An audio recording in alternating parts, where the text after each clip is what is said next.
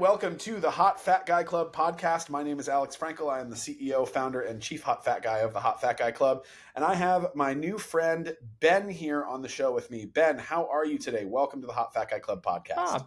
Doing pretty good, thank you. Nice. What's your life like? Who are you? Who the fuck are you? God, if I knew the answer to that, I don't know that I'd be here. I'm Ben Boyd. I live in Wyoming. I work as a event technician for the day job, and then I'm a freelance lighting and projection designer for live theater, dance events, that sort of thing. Fun technical stuff. Like 6 more questions in there. Listen, coming from the being on the onstage performer background, every time I look at all of the tech people, I'm like, man, I made the wrong career choice. How long have you lived in Wyoming? How old are you? I've lived in Wyoming all my life. I'm 26. I turn 27 here in a couple of months. Nice. Happy early birthday. And tell us you. about your dating life as of recent and just kind of what your dating history has been throughout the course of your existence. Yeah, my dating history is pretty minimal. It technically includes 2 people. Okay. I dated a girl out of high school. We dated for 2 or 3 years. I followed her to college. I had no intention of going to college, but turns out it's easier to move to a place when you have a financial reason to be there. Right. So I moved to college with her. We broke up a few years later. And then it was a dry stint for like 5 years. Mm-hmm. Didn't really talk to anyone, didn't date anyone. I've been on the apps basically the entire time, and none of those do anything. Yeah. And then I sort of dated a girl for about a month in the sense that I thought we were dating and she didn't think we were dating. Okay. Which we're going to talk more about that. It's a whole it's a complex situation. All right. So give me the lowdown. And then how did you meet this girl and how did you get into that situation? Give me the whole story. Yeah. So was still in college at the time. I was a senior finishing my degree in technical theater. She was a dance performance major, I believe. Which, given my history of being interested in people, dancers are cool. We share that affliction. Yeah, we share that affliction. They work hard and they're very pretty. Yes. So we're working on a show together, and there was some what I perceive as chemistry and what I have to perceive as chemistry from her as well. We start hanging out more. We're going to her place. We're grabbing dinner like 4 or 5 times a week. I spent like $300 at Applebee's in the course of 2 weeks, which is a tragedy. To interrupt you really quickly, I saw a fucking hilarious tweet this week where I don't remember exactly what it said, but someone was like, yeah, I met this couple that's been married for 40 years. And I happened to ask them, like, how do you keep the spark alive? And they're like, oh, once a month we drop Molly and go to Applebee's for $5 apps and $1 margaritas. And they're like, we just roll face at the bees. And I'm like, that is the funniest fucking thing I have ever heard. I love that. Hell yeah. That's rolling awesome. Good in the neighborhood. Oh yeah. Yeah. Up here, feel like that would get you easily arrested. Probably. Yep. Sounds about right. It's a rough time in Wyoming. Yep. So you were spending 4 or 5 nights a week together, spending a lot of time with each other. Then what? Yeah. So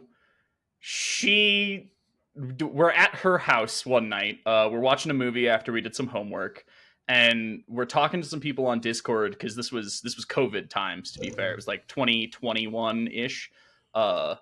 So we're hanging out with some people. We were going to play some Among Us on Discord with them. And then one of those people is like, why is he over at your house? Can I come hang out too? And we can like watch a movie or whatever. And I was like, that's a weird vibe for him to just want to come hang out. But whatevs. Yeah, like the more the merrier. So he comes over. And this is after her and I have like Oh gosh, I'm terrible at telling stories linearly. The It's all good. ADHD really It's all good. takes me I'm around. following. I'm here. I got pins all Heck over. I yeah. got you. uh, so after like the week at Applebee's, that sort of thing, we go back to her place. We're hanging out. We're making out. Good vibes, you know. Uh, the week later, the Discord night, this dude comes over and we're hanging out and we're watching a movie, and he's like real touchy with her, like puts a blanket over them and makes her popcorn, and she's clearly stressed in this situation. Yeah, this Uh, is an unfortunate situation for her. Yeah, and for everyone yeah, I involved. Yeah. feel it felt bad. Yep. Okay. She burns something in the she had like a toaster oven. She burns something, it catches fire. His initial reaction is to panic. My initial reaction is to pick it up, take it outside, put the fire out. Yep. Uh the difference between the performer and the technician. So real. But it turns out a couple weeks after this, we're working on a second production together. We're putting together a uh the student like organization with the theater. They put on a show a year. We're doing that show. We picked a play. We're going to record it entirely in a staged situation and then release it. I think we streamed it on Vimeo for like a week. So that entire time, she's my stage manager. I'm working as the videographer slash half director. And the other guy steps in late to fill in for a performer who couldn't, like, they signed up and then went, hey, can't make the obligation, sorry. So he fills in. He starts leaving notes on the windshield of her car, like not signing them, just leaving notes that are like, hey, I was thinking about you, I want you to have a great day, or I can't get you out of my head, like that sort of stuff that reads as really creepy to me. So some stuff happens that she's finally at the point of like, I'm uncomfortable. We're sneaking her out of the building so she doesn't have to be around him. It gets to the point where faculty and the university are involved. Rough time. But about a Holy week shit. after that, everything has settled. Her and I are still hanging out, and we're at her place. And I'm like, hey, I know we've been like unofficial because of the productions and wanting to keep work and life separate, but productions are done. Filming is good. It show's being released. Can we make this more official? Because I'm not interested in a relationship that isn't like actually a relationship. Uh, and in the moment, she was like, yeah, let's do it. Let's open it up. And then she ghosted me for 2 weeks. Okay. uh, and that pretty much ends it. Like we stopped talking. She actually followed me on Instagram the other day, which felt weird. Funny. Okay. Yeah. How old is she and how old are both of you in the context of this story? I was 24, 2 years, 23, 24. She would have been 21, 22. Okay. All right. So you're both young and stupid. Yeah. Yeah. Okay. Yeah, because this sounds like 22, 24-year-old behavior. To be totally brutally honest, coming from an old man like me. Yeah. It all feels about on par. It's Mhm. just that like weird to have a second dude over and be under a blanket with him while your theoretical boyfriend is chilling on your left. Oh no, absolutely, and that doesn't absolve her of any blame either. It does sound like this guy was creepy as fuck, and just based on the unspoken things that you have said, like he ended up being stalkery and dangerous, and she probably did not. And since it was someone that was also in school with you, I would imagine that she didn't know how to deal with that. I would imagine also saying like, no, I'm not interested, was something that didn't go well with that guy. I'm not sure she ever told him she wasn't interested. Mm-hmm. But again, all of us that were. But the reason I say that is because she could have been incredibly intimidated by him, and then and not in a good way. And they're like, oh my god, I am genuinely worried about what his reaction is going to be when I say no to him. That she was worried for her own safety, which again, just based off of what is unspoken here, is what I assume. Once you get to the point where you have to sneak her out of the building, and faculty gets involved, like that's saying the Yeah. quiet part out loud of, she was probably right in her fear, and I would imagine he was pressuring her into doing a lot of things that she didn't want to do. I mean, that's entirely possible. I don't Yeah. really have his side of things. Sure, I've sure. got snippets of Hmm. what he was believing, uh, because mutual friends in production, we all kind of chat. And the little bit that I know is that he thought they were dating prior to when I thought her and I were dating. Interesting. Okay.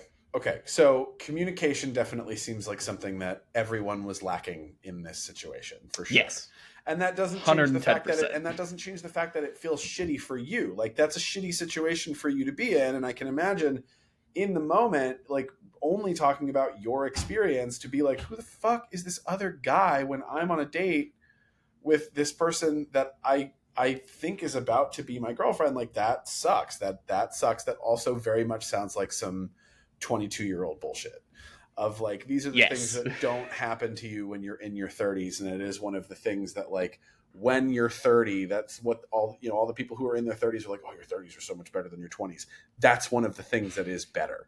And yeah, so that sucks. I'm sorry that happened to you. That's unfortunate. Moving forward from that, what do you think some lessons that you could learn from that experience are? Oh, I mean, communication first and foremost. I have always been the advocate of we need to talk, we need to be adults and chat. Mm-hmm. Uh, yeah. Beyond Yep. that, I don't know that I did anything wrong. Yeah. Oh no. And I'm not saying that you did, but I'm just saying that, like, Yeah. just based off of that experience, like, to prevent yourself from having that experience in the future, because, like, we can only control our own behavior, right? Like, we do not Yeah. have control over things that other people do to us because we're not in other people's minds. And as not comforting as that is, we can control our own reactions. And I'm a very firm believer of, like, every experience exists to teach you a lesson, even the most Yeah. horrible, awful, no good, terrible, very bad experiences. Like, because if you can't take something positive out of that, how do you deal with it otherwise, right? Mhm. And so when I was in college, I was dating this woman. I was under the impression that we were dating, and I was falling in love. And this was in the I am the secret guy phase of my boriness in college. And he was a first year grad student. I was a senior. We were in the opera together, and I had been chasing her like a puppy dog, and, like, finally it happened. Finally we, like, finally started, like, acting on it, hooking up, doing this, doing that. And in my mind, I'm like, oh, I'm in love. This is it. I did it. I found it. I'm, whatever. And we're in bed, and we have just finished sleeping together. And Mhm. all of a sudden she starts texting this other guy while she is, like, still laying next to me, head on my chest, texting this other guy. And I'm like, oh, who are you texting? She's like, oh, this guy I went on a date with last night. And I was like, excuse me, what? Hmm? What? Yeah. Huh? What? Sorry. And I was 22. I may not have even been 22 at that point. I think I was. The way 22-year-old me handled that was not good. I was furious. I was like, how fucking dare you text this other guy in my fucking bed?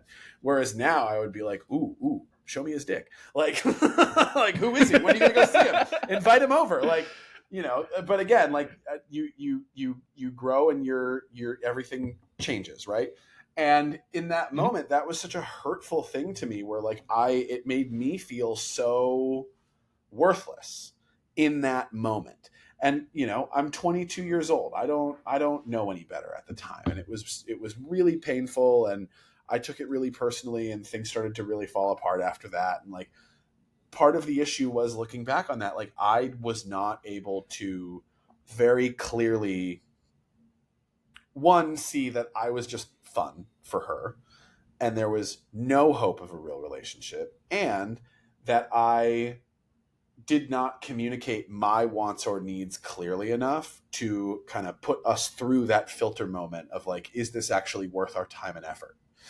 Because, you know, there was another moment, this is one of my favorite stories, where like we are actively having sex, and all of a sudden she just like stops and looks at me and she goes, I can never marry you because you're not Christian. And I was like, well, Jesus isn't here right now, so this is an irrelevant conversation. Can we finish what we're doing, please? Like, like, come on, this is not what we're talking about. This is not the conversation. And, you know, like, I think she was 24, and, you know, we're all dumb when we're in our 20s. We don't really take into account what our actions do to other people. And we're in our 20s and we're selfish, and we can't, empathy is hard at that point unless you've been through a lot of therapy. You've been in a lot of relationships, because like it's hard. It's especially when you're that young, it's hard not to be selfish, and it's hard to know what to do, because most of us haven't ever navigated situations like that, especially if you know, like I was like a late bloomer and you'd never had a relationship in high school or even early college, and it was something that you only started like getting even interest from people that you were interested in dating or sleeping with when you were much older. And, you know, that's a really shitty situation, and I'm sorry that she did that, but at least it, you know, when you did finally communicate, like, is this an official thing? Are we really doing this? At least you saw, you know, the ghosting is never fun. But at least she told you without telling you where she's coming from, you know, and how she actually felt about it, without stringing you along for so long and then you falling in love, and then it, you know, ripping your whole heart out and turning your whole life upside down kind of thing. Yeah. Yeah. So now you're a couple years removed from that experience. Yeah. So what does your dating life look like currently? I go to bars with my friends, and they will say, Ben, go say hi whenever any woman walks past us. And I internally have a moment of, is my soul going to leave my body, or can I handle this anxiety? And then I continue to sit there and drink my beer. Okay. And tell me about your friends that you go out to bars with. Like, what are they in relationships? What are they like? Yeah, so I mostly go out with my buddy Ty and his fiance. Okay. So that's already a dynamic of, they want me to have a date for their wedding, which is in like 3 weeks. Okay. And I've been attempting for 4 months now to do that. Okay. Wedding dates are hard because you know, those pictures exist forever, right? Yeah. Wedding dates are hard, and like inviting someone to a wedding at any point in a relationship is a commitment. Now, we're going to circle back to this, because I think this is something where I can very actively try to help you. But heck yeah. Keep going. So, okay, so they're engaged. Their wedding is in 3 weeks. Now, what's the fiance? You don't have to tell me the fiance's name. So the fiance is a woman? Yeah, Taylor. So, okay, so who is the one that is pushing you more to go talk to women when you guys go out to bars? Ty or Taylor? So Ty does the jokey Ben, go say hi. Or he'll do the Barney Stinson, hey, have you met Ted? And then ditch me at a bar with a stranger. Asshole. Okay. Yep. Okay. That move never works. Rough time when that move happens. Never works. Now never works. Yeah. We'll get back to that. But Taylor does a more subtle approach. So she's bi, and like anytime a girl that has any level of attractiveness walks past her, she's like, Ben, look at her. And then there's a moment of us being like, we have the same taste, and I hate everything. Okay. And okay, so wait, tell me more about because what's very interesting is if Taylor, the fiance, is telling you to go talk to that woman, like, who should you trust more, the woman or the man in this situation, right? Mm-hmm. Because, you know, like if she's saying go talk to her, I would trust her. I would take her advice because here's a trick question, Ben, and for everyone listening, what's the Mm-hmm. worst thing that can fucking happen? What's the worst that can happen if you go talk to them? I mean, she says no, And period. technically. Period. That's it. Yeah. They're not interested in talking to you. That's it, right? Yeah. Now, Yeah. let's say a hypothetical scenario because I made a video about this a couple months ago, and I have to say the comment section of it was one of the most depressing things I've ever seen. Um, and it makes me very sad that so many of us have had the same experience and are continuing to have these experiences where so when I was in middle school, not middle school, when I was a sophomore in high school, and before I had anything that could even be characterized as game or even a personality that people would find attractive that wasn't just depression and anger, right?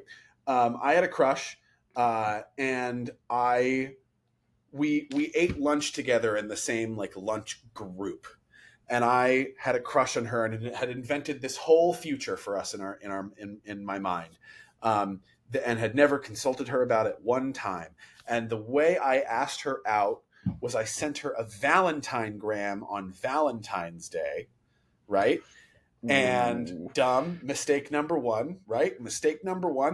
I sent her that Valentine gram, and I walked in, and I don't remember what I wrote. I wish I could, but it was probably stupid, and it was something like, "Oh, I love you." I don't think I said that, but like, the general just was like, "I love you. Will you be my girlfriend?" Right? Dumb, fucking Yeah. stupid. And I walk in, and everyone in that lunch group is sitting around her reading that note, snickering to each other, and then I walk in and they all turn and point and laugh, right? Oof. Yeah. So or and Yeah. so where that ties into this video that I made was I was like, just shoot your shot, just ask someone out, try to have a conversation. The worst they can do is say no and reject you, and 99 times out of 100 that rejection really has nothing to do with you. It has everything to do with them, their taste, what context you've asked them out in. Like, there's a million different factors that play into it. And Yeah. so many, and like, the worst thing they can do is say no. And all these people were like, no, that is not the worst thing they can do. The worst thing they can do is laugh in your face and say, ew, and then turn and laugh to all of their friends or some other horrible thing along those lines, which, like, if someone has done that to anyone listening or to you, Ben, or to me, right? Like, we don't deserve that. That's fucked up. That's fucking Yeah. mean. It's rude. Nobody deserves that. And here's the trick question is that a reflection of you as a person, or is that a Oh no, it's reflection? on them. Exactly. So why should we take that so personally to get to the point where we then feel like we're not worthy of dating, love, attention, touch, affection, any of those things in the future, right? Yeah.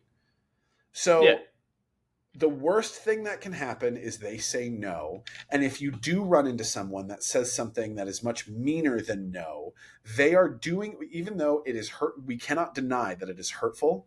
We cannot deny that it's devastating, that it absolutely Hmm. is a blow to the self-esteem and the ego, and it doesn't feel good. And for some of us, it's going to take longer to recover than others. But what they are doing is they are doing you a favor and handing you a beautifully folded, engulfed in flame red flag right to you, saying, I'm not worth your fucking time. Don't waste your Yeah. energy, your money, your emotional energy, or your time with me. You're welcome. Doesn't make it suck less, though, right? Yeah. No, still hurts. So, has there been an instance recently where you did take Ty or Taylor's advice and you went to talk to someone? And how did that go? What was that like? Yet we have a name for her. We call her Tactical Nuke, which is a horrible thing. It's terrible. Uh, Listen, this so like I it. love a good code name. So, oh my god. Yeah. Uh, it's like you really dodged a bullet with that one, but with her, it was I dodged a tactical nuke. Okay. Uh, so Ty and Taylor had met this girl at one of various bars that we go to in any singular night. Uh, and they were like, listen, she's currently single. She's really pretty. She seems super fun. We do have to let you know she is getting separated from her husband. Like, she's going through a divorce, so just Okay. like wouldn't really start with her. And I was like, yeah, that's like, it's a super hard time for a person. I totally empathize with that. I'm just gonna stay back and it'll be fine. But they both were like, but you should still talk to her. Like, step one is talk to them. Yes. Uh, and so that night, I worked up the courage after working, like, I want to say it was a 12-hour shift on a concert, and went to the bar in work blacks and tried to have a conversation. Uh, so I meet up with them at one bar, and they're like, "Hey, we're done with karaoke here. We're gonna go over to the next bar, do some dancing." And I was like, Mm-hmm. "Hell yeah, sounds great." Followed them to that bar. She's there. We're talking. My friend orders shots. Ty orders a couple of beers for us, and then she appears behind us and is just like, "Hey, hi, hello," and immediately hugs me. Okay. I do the standard reach out. "Hey, how's it going? I'm Ben." Hug, and I was like, this is instantly a lot, but we're gonna see how this goes. So we talked for a little while the rest of the night. She went off, hung out with her friends, came back. We chatted a bit more, uh, and it was a positive time, but it was very clear that she was like inebriated, like she was gone. Mm-hmm. And so personally, I was like, I'm not comfy going further tonight because she clearly isn't capable of consenting to anything. A Uh, plus, good boy. Yep. Big on the consent. Yep. So we're playing pool, and she comes over to me and is like, "Hey, will you have really rough sex with me?" And I was like, "What do you mean by rough?" And then she said rapey, and I internally had a moment of I don't know how to process that. So I kind of just went, ah, and she went, okay, no, that answers it, and she At, just at, kind of left. at least she's clear about her intentions. Yes, she happy she was communicating it, but Yeah. also, Yeah. uh, I mean, listen, I'm in the kink world, and like everybody, if you can imagine it, people are into it. And if you're into it, like, be into it. It's all good. yeah, It was just a lot for a it's drunk dude yeah. on a Wednesday It's night. also very It's also very interesting to lead with that, and it's the first time you've ever met. But Yeah, going through a divorce, kudos for her for being clear about what she wants. And yeah. also, I mean, that's totally fine for you to be like, "Yep, that's not for me. Thank you so yep. much." Yep. Uh, it continues though. Oh, good. So she, yeah. There's a fun resolution to it. So she leaves the bar with her friends. Me, Ty Taylor, hang out for a while. We leave eventually, and we don't see her for a week and a half, 2 weeks, and then we're at a little local brewery. We just finished bingo, I believe. And she walks over to me and is like, "Hey, I want to apologize for the other night. Everything I said was totally out of line." And I was like, I appreciate the apology. I don't think you really need to. You didn't do anything wrong. Uh, but that set a more of a tone of like, oh, I can actually talk to this person. She's Yep. sober, and like, we can have communication. Right. So she goes off, hangs out with her people. I think there was live jazz that night as well. Mm-hmm. And Ty and I go outside to have a pipe, like a tobacco. Yep. I smoke a Gandalf wizard pipe because I'm a wizard. Of course you do. Of course you do. Nice. Yeah, so we're out front, and Taylor texts us and goes, "Hey, she just came to the table and was like, there's this other dude who wants me to suck his dick, but I'm interested in your friend." So immediately Ty and I throw the pipes down, run inside to go have a conversation. Uh, Taylor basically told her, it's not that he isn't into you, it's that he's just anxious and weird and is never going to ask for your number. But if you go ask him, like, you'll have it. Okay. Not long after, we go out to the fire pit out back. We're drinking a couple more beers. She rocks over, asks for my number. We start chatting. Turns out we have a lot of similar interests that first night didn't really explain. Right. Like sci-fi stuff, Magic the Gathering, those sort of things. Mm-hmm. Hard to find that common ground when you're hammered. Very hard to find common ground when you're hammered. Yep. So We're talking. We go on not a date. I Okay. asked her out, and she was like, "Is this a date?" And I was like, "It can be if you want it to be. I'm also cool with just like seeing how things go." And so we went and grabbed coffee. We played Magic for like 4 hours. It was a good time. Mm-hmm. Uh, and then she moved back to another state. Mm. Bummer. Bummer. That sucks. Yeah, big sad. Yeah, that sucks. All right. So what about it? What about an instance with someone you didn't know, where Ty and Taylor had you talk to someone that was a stranger in one of these, like no, someone you've never met Oh before, yeah, you've never talked before, none of you know them.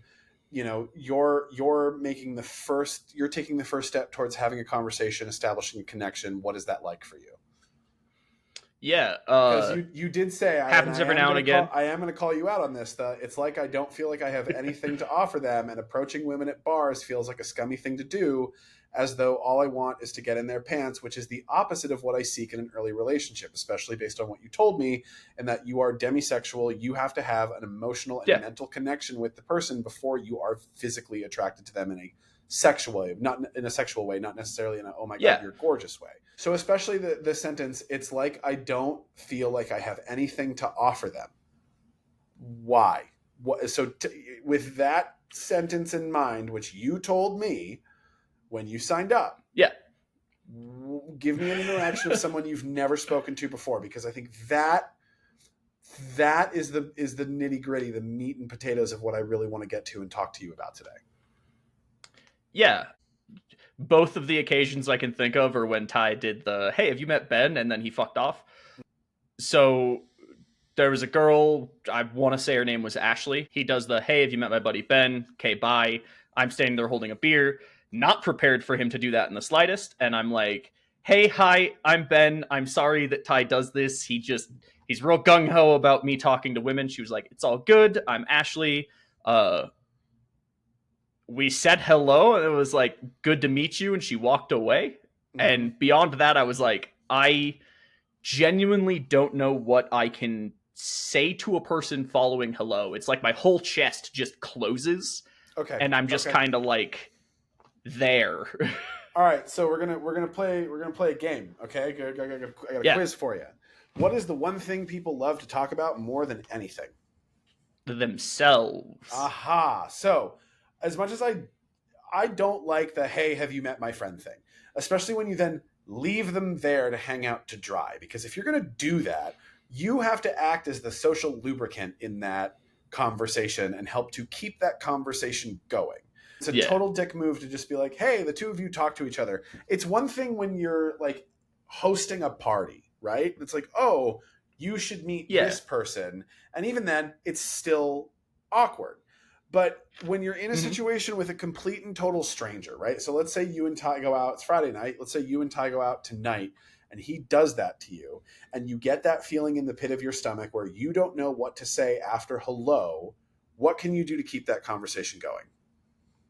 uh, ask questions about them, I Okay, but assume. so but we're going to get even more specific. Let's put three questions Yeah, in your hopper, right? That you have ready, that if Ty yeah, does this to you, you're able to, assuming they want to keep the conversation going, right? That's the other thing is, no one owes us their time. No one owes us their personality, affection, whatever.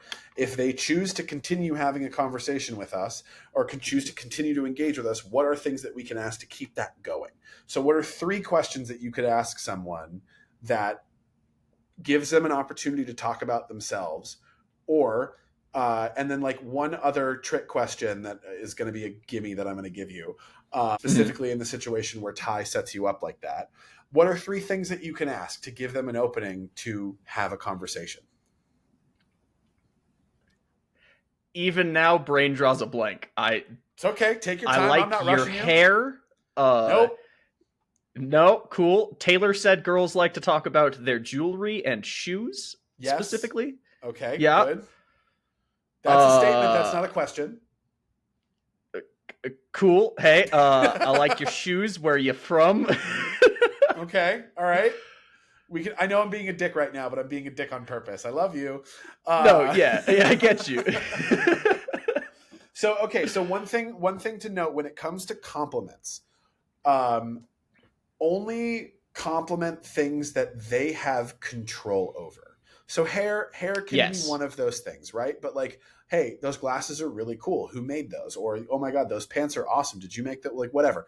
Things, things that they made the active choice to incorporate into their wardrobe, their aesthetic, their day. Versus Yeah. the compliments that I hate the most is like, oh my god, you look like this person compliment. In my opinion, there's only like three people that's an acceptable compliment for, and it's if you look like Audrey Hepburn, Maria Callas, or Dua Lipa. And even then, like, don't do it. But so okay, so three questions that you can ask.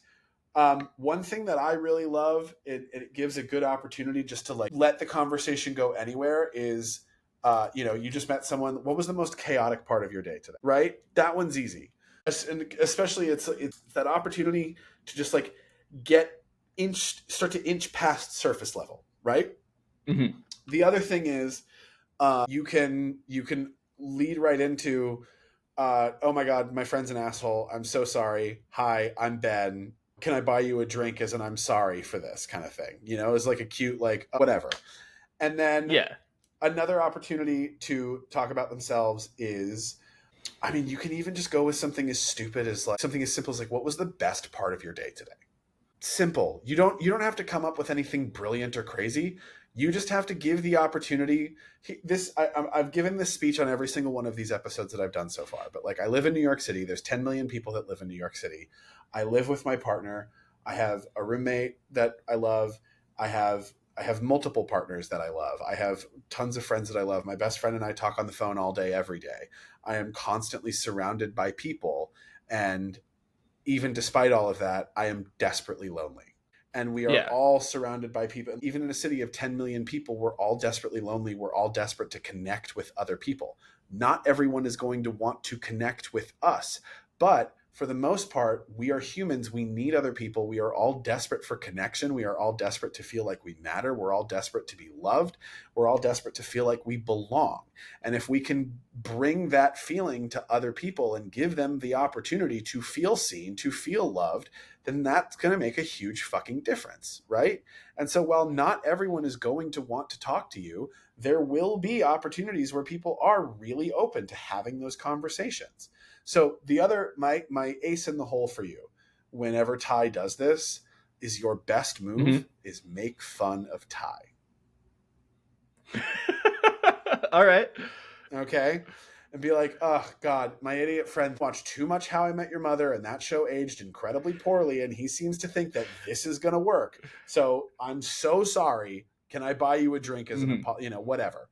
And just use it as an opportunity to make fun of him, because then odds are they might join in on the making fun of him in a loving way. Of course, Yeah. he's one of your best friends, but like, Yeah. you can He's also my best dude. acknowledge Yeah. you can also acknowledge the ridiculousness of what it is that he's doing. That's been my like go-to idea behind it, is that if he's gonna do this, I can open with I'm sorry, he's an asshole. Like it's this whole thing. I guess I never took it to that point of like, oh, let's turn it around and make it a can I buy you a drink? Like, yeah. Let's riff on Ty for a bit. Because the hardest part of talking to strangers, period. Well, let me ask you that question. What's the hardest part about talking to strangers? Knowing what to say after hello. That my whole problem is after the hello. I can walk up to someone and go, "Hi, I'm Ben." Following that, I got nothing. All right, well then you're already good at the hardest part of it, which is starting the conversation in the first place. Another thing that I really love to do, this is one of my favorite things, is like, I have the brand of ADHD where I'm in every single conversation in any given room that I'm in. And it's always really fun to just like point out other little things that you've observed of other people, especially if there's something totally chaotic going on, or if there's like some dude bros that are trying and failing to flirt with women by being assholes kind of thing, and be like, oh yeah, I've watched this guy go up to like 6 different women in this bar tonight and use the same pickup line, and he's failed every single time. Let's see if he tries to do it again. Yeah, like you're now the two watching someone else. Yeah, which is fun, because also like most of us are messy bitches, and as much as we like to say that we don't like to gossip, we fucking do. Of course we do. And Yeah. if anything, it gives you both the opportunity to have a fun interaction and then move on from that interaction. It's a Yeah. pressureless thing. You just have the opportunity to like be silly, be idiots, have some fun, and then move on from it. So I've basically prescribed the same thing to everyone. And I think for you, especially since the hello is an easy part for you, the next step for you is to get really good at sustaining that conversation after you've started to talk to someone. So you, Ben, Yeah. need to talk to a lot of strangers and Neat. low stakes situation. Okay. Low stakes situations. Yeah. Go talk to old people, go talk to people with dogs, go talk to when you're working a gig, like talk to one of the traveling crew of one of the bands that you're working with or something like that. And just Yeah. before we're gonna circle back and do this again in like 6 weeks to 2 months, because I want to come back and talk to everybody after we've talked later on. I want you to make it your goal between now and the next time we speak, at least once a day, to start a conversation with a random stranger who you have never met before at least once a day. The more you do, All the right. better. Feels achievable. Yeah, it absolutely is. That's easy. And it can be as simple as when you go get your morning coffee, just like talk to the barista for a minute. And you can literally just as simple as like, how's your day going? And then really Yeah. listening to what they have to say. Either they'll be open to continuing the conversation or not. Like one thing that I love doing, I worked in the Hamptons for a couple of summers, and if you're not familiar with the Hamptons, it's an absolute piece of shit, horrible hellscape in Long Island, where all of the rich people from New York City go for the summer and are just absolutely Yeah. unhinged. I hate the Hamptons so much, so fucking much. These vapid fucking idiots. Oh, it's such a magical place. No, it's not. It's Long Island. Fuck you. But one thing that I loved doing at the Hamptons is whenever I would go anywhere, I'd be like, "How are you surviving the insufferable dickbag rich people?" And you get almost the same reaction from everyone, and they're all just like, "Oh my god, I Yeah. fucking hate these people. If I could firebomb the Hamptons, I would." And like you give them the opening to vent, because especially Yeah. in those settings, they're getting shit on, especially people in the service industry, they're getting shit on Oh 100% of the yeah. day. You have the opportunity to be the tonic to the shit. You're the wet wipe. You get to wipe the shit away, even for 5 minutes, and be like, "Hey, here's a real human interaction. I'm genuinely going to listen to what you have to say. I genuinely care about what you're going to say, and I get it. I'm one of you. I get it, and fuck these people," kind of thing. You know, Yeah. yeah. Talk to strangers, people with dogs, old people, people in service jobs, and with no expectation other than just to have a quick short-term connection. And you never know, throughout the Yeah. course of that, you may end up making a friend. You may end up meeting someone who turns into your next girlfriend. Who knows? Yeah. I would say in terms of this though, just focus on anyone who you can have a conversation with, who also seems like they're open to it, Mhm. and just get really good at doing the hello and seeing the conversation through, and just like bring your energy, have and like you've got good stories, but have a story ready to tell just in case. People love talking about Yeah. themselves, and they love talking to people that have good stories. It's as simple as Yeah. that. It's as simple as that. So Ben, is there anything else? We've got 15 minutes left in our session. Is there anything else that you want to talk about before we hop off? I guess taking it the step farther, like have a conversation, it goes well. How do I actually like bridge the gap between you're a random stranger I'm talking to and can I have your contact info? Let's keep in touch, you know? Okay, so I have a specific skill for I not skill, but I have a specific process that I do for this, because I meet a lot of people, right? I live in New York. Everything I say has to be taken with a grain of salt, because I live in just a much larger pool of people than most of the people that listening to this or that I'm talking to will be, right? But when I meet Yeah. people, what I do is I always get the Instagram first, okay? Because then, especially depending on how hard I'm rolling or how hard I'm tripping, depending on what situation I'm in, right? I am able to connect face with name. So what I do is I have us connect on Instagram and then have them DM me their number, and then you text afterwards. So that's my personal go-to.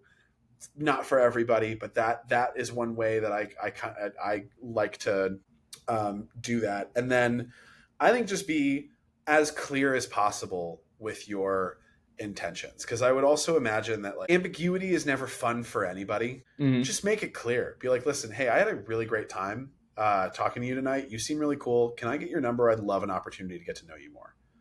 And I think even just saying that is pretty clear. Or you can say, or you can even just be like, hey, I'd love to take you out sometime. Can I get your number so we can go on a date? Just be specific. And if they're not into it, that's fine. You know? Yeah. Big deal. Move on. How you accept the no is also something that's really important. Like, be able to just be like, no, okay, cool. Thank you so much. Move on. Yeah. That's it. That's it. Simple. Always good to have like a plan in your back pocket. I tend to like uniform first dates, where for a long time, especially when I was dating really consistently, I had a you know, when it was nice in New York, when it was like spring summer season, my go-to first date was I would make a bottle of gin and tonic, and then I would go to a coffee shop beforehand and get a couple cups of ice, and then we'd do gin and tonics in the park and watch the sunset, either in Central Park or Prospect Park or on the West Side Highway by the river. And then like, you know, have a couple of ideas for what to do after that, but just like have that idea in your hand, or depending on what the conversation comes up with. So this is one of my favorite stories. We'll wrap up with this. So my one of my dearest friends and I went through a particularly slutty phase where every single time we ever met someone that we vibed with and got a number, whether it was someone we met on the street, at a cafe, at a gig, at a concert, at a show, at a party, whatever, we would try to come up with like the wittiest, most clever text that we could that related back to the conversation that we had talked to. And there was this one time in particular, he met this woman at a party at the park in San Francisco, and they were talking about ceviche and sangria. And they had made this plan to go on a date to get ceviche and sangria. And I love puns, and I came up with what I still to this day stand as the most brilliant pun I've ever came up with. And we're going back and forth of all these ideas of like how to come up with something clever and witty and funny for this text to like set the date. And we're going back and forth like, no, that doesn't work. That doesn't work. That doesn't work. And finally I was like, oh my God, I've got it. I've got it. I know it. Hear me out. I was like, ready?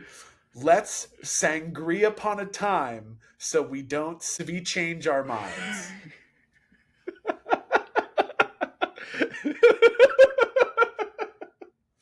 Dead fucking silence on the other line. Dead silence on the other line. My friend goes, Alex, sometimes you have ideas. That was one of them. And I'm like, fuck you. That was fucking fire. Brilliant. Yeah. He did not use that line. Come up with clever shit. Be funny. Be interesting. It's all endearing. Well, Ben, I'm excited. First of all, thank you for being here. Thank you for sharing your story, and thank you for being so honest with us. And I am really excited to hear about your adventures of talking to strangers. Yeah, thank you for having me on. This has been great. Of course, man. All right. Well, we'll talk again. We'll have you back on in about 6 weeks to 2 months. And heck yeah. You know, if you need anything, you know how to get in touch with me. And yeah, Ben, good luck, man. Yeah, thank you. Well, thank you everybody for listening. You can find us on social media at Hot Fat Guy Club. Be sure to like, follow, and subscribe. Stay hot, stay fat, my friends, and talk to strangers.